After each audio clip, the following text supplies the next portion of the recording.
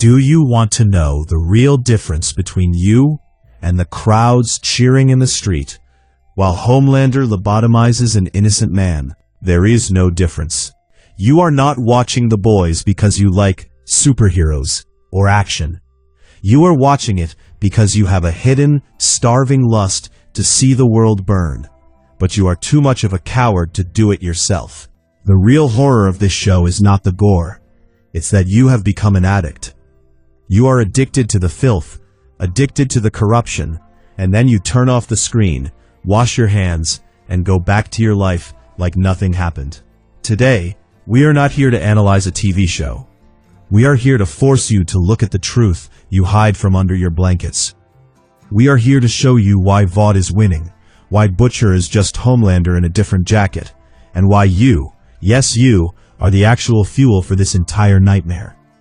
If you think you are the hero of this story, this video is going to destroy that lie. Buckle up, because the mirror we are holding up today, you are not going to like what's staring back. Let us start with Homelander, and let us be very clear about something. This man is not a villain with a tragic backstory. He is a product. Think about it like this. When you go to a supermarket and pick up a can of tuna, that can was engineered to specific standards, designed, packaged, and branded to make you reach for it without thinking. Homelander is that can of tuna. He was never a child who needed love. He was a project that needed approval ratings. Imagine growing up and never once being taught the difference between right and wrong. Only the difference between what the audience wants and what the audience does not want. Homelander was not raised on ethics. He was raised on click-through rates. And that is exactly why when he does something monstrous, he does not feel guilt. He feels PR anxiety. Here is the real horror. Homelander is the extreme, weaponized version of social media culture. He is a human being whose entire existence is powered by engagement metrics. And when the likes dry up, when the validation disappears, he does not collapse inward. He reaches outward for fear. Because in the economy of power, fear is the more reliable currency. Love can change, love can leave, but fear keeps you in control forever. Now flip the coin. On the other side, you have Billy Butcher, the man we are supposed to be rooting for. And here is where the show does something genuinely brilliant and genuinely cruel. It conditions you. Episode by episode, it trains you to justify every single dirty thing Butcher does. Because hey, he's fighting the bad guys, right?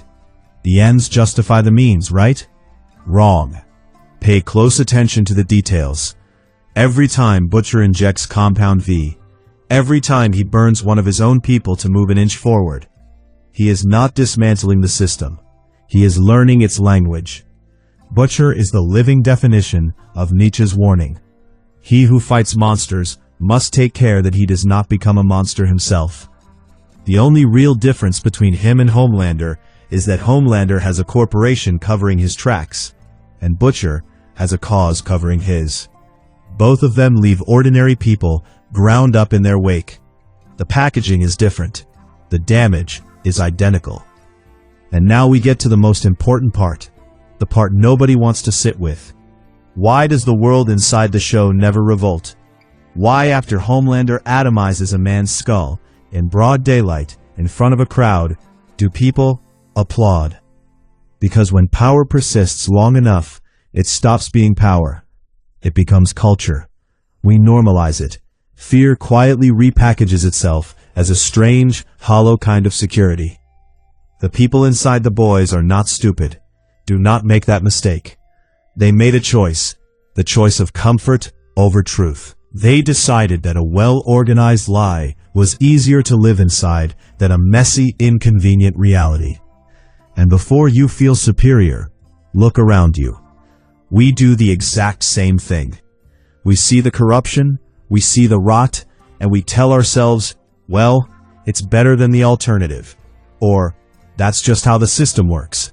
The Boys is not warning you about a fictional world. It's telling you that the system does not run itself. We are the fuel. Our silence is the engine. Here is a question that deserves a real answer. Why does every single person in this show line up for Compound V, even after watching it destroy everyone who came before them? Because the injection is not really about superpowers. It never was. Compound V is a symbol. It's the shortcut. And we are living in the era of the shortcut. We want to be famous overnight. We want to be wealthy in a single transaction. We want to be powerful with one injection. The entire influencer economy, the get-rich-quick schemes, the life hacks that promise transformation without sacrifice. That is all Compound V. Different branding, same poison. The show is telling you something uncomfortable. The belief that value comes from outside you, not inside you, is the most dangerous drug on the market. And that is why, when the desperation sets in, people are perfectly willing to auction off their humanity for the ability to shoot lasers out of their eyes. The deeper truth the boys keeps hammering: power handed to someone who is hollow on the inside does not fix the hollow. It amplifies it. If you are broken, you become super broken. If you are a danger, you become a catastrophe. The injection does not create monsters. It reveals the ones that were always already there. Let us step outside the Butcher versus Homelander cage match for a moment and look at the real engine running everything. Vought International. Vought is the true villain of this story. But it is a villain in a pressed Oxford shirt, holding an iPad, sitting in a glass-walled conference room. What Vought teaches us is the defining lesson of the information age. Truth has no market value. Narrative does. Think about what they did with Stormfront, a literal breathing Nazi, and Vought's machine took that woman and repackaged her into a symbol of liberation, using nothing but targeted content, cropped video clips, and the right hashtags, in a single news cycle. That is not fiction. That is a tutorial. The show is screaming at you: do not trust what your eyes see. Trust what the algorithm allows you to see. We live in a world where the image has completely eclipsed the reality beneath it, and Homelander understands this better than anyone. It is why he fears Ashley more than he fears Butcher. Because Butcher can hurt his body, Ashley controls the remote that operates the love of an entire population. And in 2026, that remote is the most powerful weapon on Earth. Everyone is waiting for the final season. Everyone is waiting for the moment Homelander finally gets what is coming to him. But let me ask you something. If Homelander dies, does the system die with him? No, it does not. And the show has been quietly, patiently pointing at this the entire time. Homelander stopped being a person several seasons ago. He is an idea now, and ideas do not bleed out. Kill one Homelander, and 1,000 men who were always watching, always envying that throne, always rehearsing that smile in the mirror, will step forward to fill the vacuum, gladly. The real ending of The Boys is not the death of a villain. It is the death of fear inside ordinary people. Because as long as the public is searching for a hero to save them, they will keep dressing up a monster and handing him a podium. This story does not end in a fistfight. It ends the moment the audience, the people inside the show, and the people watching it from their couches, decide they do not need a superhero to live with dignity. That is the ending, and the writers know most of us are not ready for it. At the end of the day, The Boys is not about a fictional universe where people fly. It is about our universe, with the polite veneer stripped completely off. It shows you the grotesque anatomy of absolute power, and the slow poison of revenge that never actually resolves anything. The question was never, who wins in the end? The real question is, how long are we going to sit and watch? And when the real monster shows up in our world, not on a streaming platform, but in our actual lives, will we recognize it for what it is? Or will we pull out our phones and ask it for a selfie? Drop your answer in the comments. Who do you think is the last genuinely clean character left in this show?